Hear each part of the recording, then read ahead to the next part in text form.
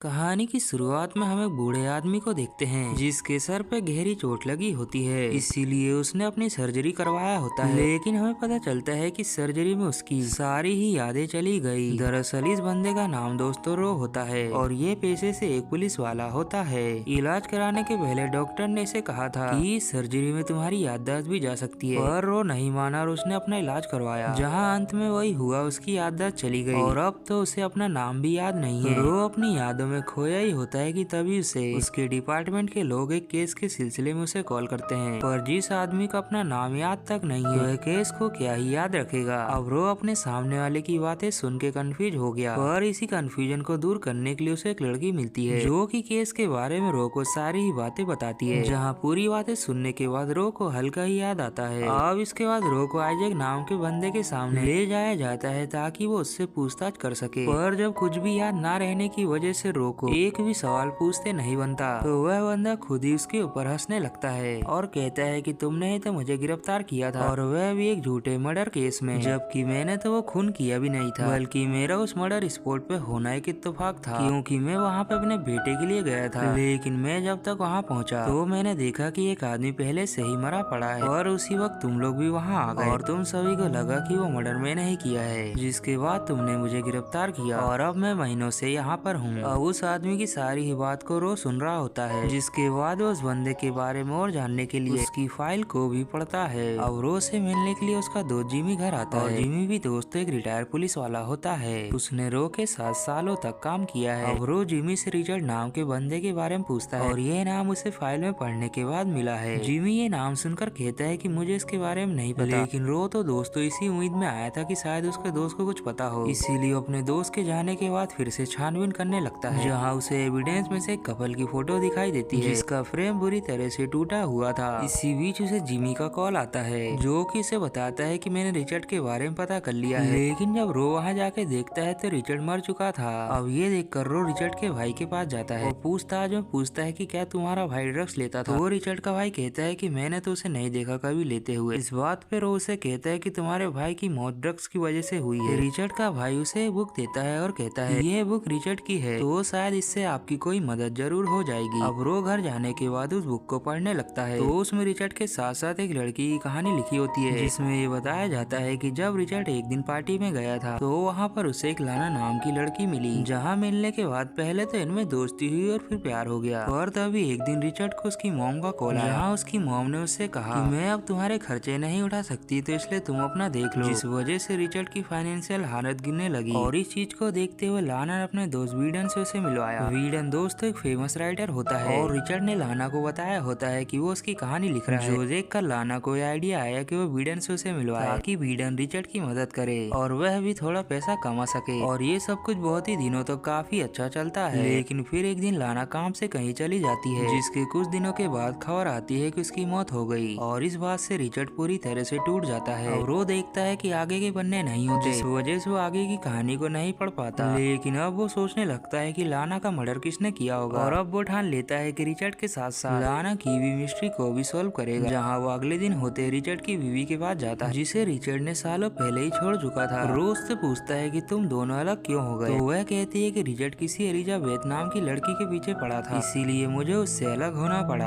अब वो एलिजाबेथ के बारे में इंटरनेट पे पता करता है, जिसके बाद वो उससे मिलने के लिए जाता है, जहाँ जाकर वो देखता है कि एलिजाबेथ और कोई नहीं बल्कि लाना ही होती है, जो कि अभी जिंदा थी। लेकिन याददाश्त की वजह से रो थोड़ा कंफ्यूज होने लगता है, और जब वो उससे रिचर्ड के बारे में पूछता है तो वो लाना कहती है कि मुझे उसके बारे में कुछ भी नहीं पता, जिसके बाद वो वहाँ से चली जाती। और फिर अगले दिन होते ही रो जाके एक और आदमी से मिलता है, जो कि वीदन के साथ ही काम किया करता था। वह आदमी कहता है कि वीदन काफी दयालु आदमी था और उसी ने मुझे काम पे रखा था, साथ ही साथ मेरे साथ पास्ट में जो हुआ था उसे भुलाने में भी उसने मेरा साथ दिया। रोज से पूछता है कि लाना उसकी क्या लगती थी, तो वह आदमी कहता है कि वो उसकी लैब अटेंडेंट थी, लेकिन वो दोनों साथ में टाइम भी स्पेंड किया करते थे। और यही बात रिचर्ड को अच्छी नहीं लगती थी, जहाँ मैंने एक दिन देखा कि वो तीनों इसी बात को लेके लड़ रहे होते हैं, और उसके आगे उन लोगों के बीच क्या हुआ मुझे नहीं पता। अब ये बात करने के बाद रो वहाँ से चला जाता है और उसके वहाँ जाते ही वो आदमी वीदन को फोन लगाता है और वीदन ऑर्डर देता है कि रो को जान से मार दो। इधर रो घर में आता है तो देखता है कि खाने का सामान नहीं है, इसीलिए वो अपनी गन लेके बाहर खाना लेने के लिए जाता है। लेकिन रास्ते में गाड़ी वाला उसके ऊपर हमला कर देता है, जिससे बचते हुए रो उसके ऊपर गोली चलाता है और अंत में उस बंदे की मौत हो जाती है। रो देखता है कि उसे जान से मारने वाला और कोई नहीं बल्कि वही दोपहर वाला बंदा है। अब धीरे धीरे रो जैसे ही केस में आगे बढ़ रहा होता है तो सिचुएशन के अनुसार उसकी याददाश्त भी धीरे धीरे आ रही होती है और कुछ बातें याद आने के बाद वो लाना को अपने पास बुलाता है और वहाँ रो का दोस्त जिमी भी आया होता है। अब ये तीनों बात कर ही रहे होते हैं कि तभी अचानक लाना गन निकाल लेती है और इतने में ये देखकर जिमी भी अपनी गन निकाल लेता है। अब इससे पहले कि कोई कुछ वहाँ पे समझ पाता, लाना और जिमी एक दूसरे को गोली मार के मर जाते हैं और ये सब देख के रो को समझ नहीं आता कि ये सब क्यों हुआ।